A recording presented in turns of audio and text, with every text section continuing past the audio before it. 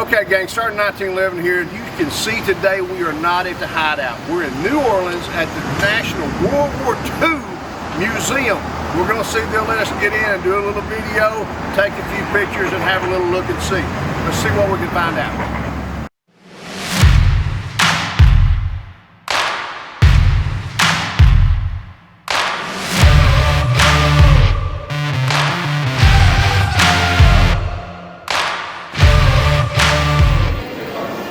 Okay, gang, we're going to try to give you a little bit of a look as we go through the museum. I don't know how well we're going to do, but one of the things just behind me is the Union Pacific Railroad. You see a lot in the movies where the guys and gals got on the train to leave home and they go off to war. You know, back when I did it, it was on a Greyhound bus, but I'll guarantee you, you still had a lot of the same emotions. You're leaving home for the first time, old country boy headed off to the big city to fight a war. Let's go see what we can find in the museum. We're going to do this as fast as we can. One of the things you can do here at the museum is get a dog tag, and you can take this along on your trip. And this dog tag is going to tell me a story of an individual. What he did he survive, where he was assigned, and a little bit about himself.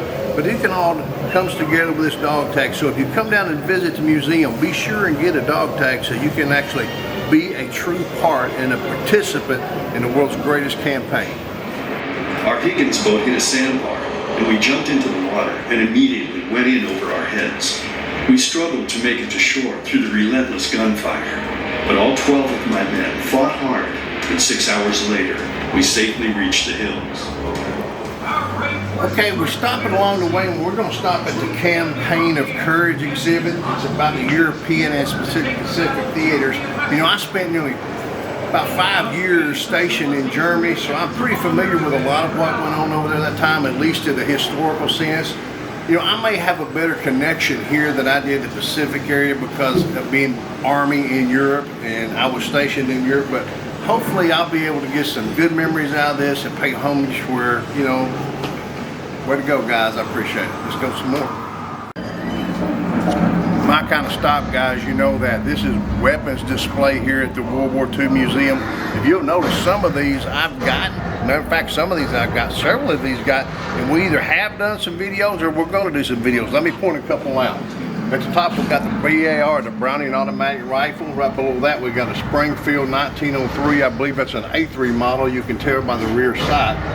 Down here at the very bottom right here, we've got an M1 Garand 30-06. Come over a little bit more, we got an M1 carbine. That's a paratrooper model with a folded sight. At the very top is a Thompson submachine gun. You guys know that. And right there, that little bitty thing, that grease gun thing, that's the first weapon I was ever issued in 1980. They were still using it in 1980 when I was driving an M109A1 artillery piece. So we still got some of these. You go up to the top right, we've got a Simone. You guys have seen me do a demo on a Simone. We go down a little bit, we've got a K98 German Mauser right here. Excellent, excellent. And then here, my favorite, what's my name? Sergeant 1911 right here, the 1911. Rolling along the bottom to some pistols. We got a P38 down here at the bottom. We got a German Luger 9mm at the bottom. You know, we've got some of these in the collection at home. It's just awesome to see them here and on display like this. And let's hope that we can keep them here and keep part of our history going for a long, long time. Okay, gang, we stepped over to an artillery piece. This is a 105mm artillery piece here. This is part of the reason I'm freaking deaf as this. These bad boys that pick your ass off snipe you a long way. Let's keep moving. You know, back before the Humvees, back in my day, we had Humvees in my day. I'm not that damn old. Back before the Humvees, I drove one of these Jeeps. Drove the battalion sergeant major around to hell and back in one of these things. Like everything else, when you get over in some areas away from the States, man, we would pimp these things out like crazy. And right on the front of mine, I had the word boogity boogity painted right on the front. That's what he'd like to say as we went down the road. He'd say, Sergeant John, let's go boogity boogity. And that's what we did in one of these old Jeeps. Okay, guys and gals, as we're moving along, we move across a display that shows some information about the battalion chaplain.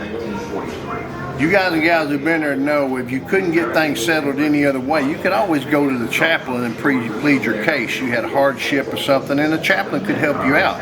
But you also know you damn sure better be right, because you can't go to the chaplain pleading bullshit and get caught because you'll get called out on it. Woe is you. The Bulge was an exhausting operation, filled with grim fighting and a superhuman effort on the part of the American soldier.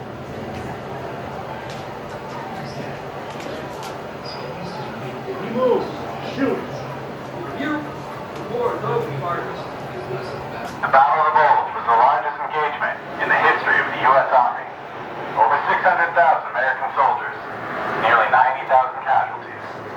But now, the road to Berlin is open. Okay, gang, we're finishing up here today at the World War II Museum. You know, I wish I could do you an excellent job here. I'm afraid I can't. You know, this is not a solemn place. This is a place of victory. This is a great, great, great place where we celebrate the greatest generation of Americans, which has long gone and still just barely hanging on there. If you see a vet from this era, for God's sake, thank them. Thank them and tell them your gratitude. And let's pray as a country that someday we can continue to be the great country we are. It's hard to do these days. It's depressing when we see things on TV, but you got to remember, we are still the greatest country on the face of the earth, and we need to remember that when times get difficult. Until we get to shoot together, shoot again, shoot safe and shoot straight. Who?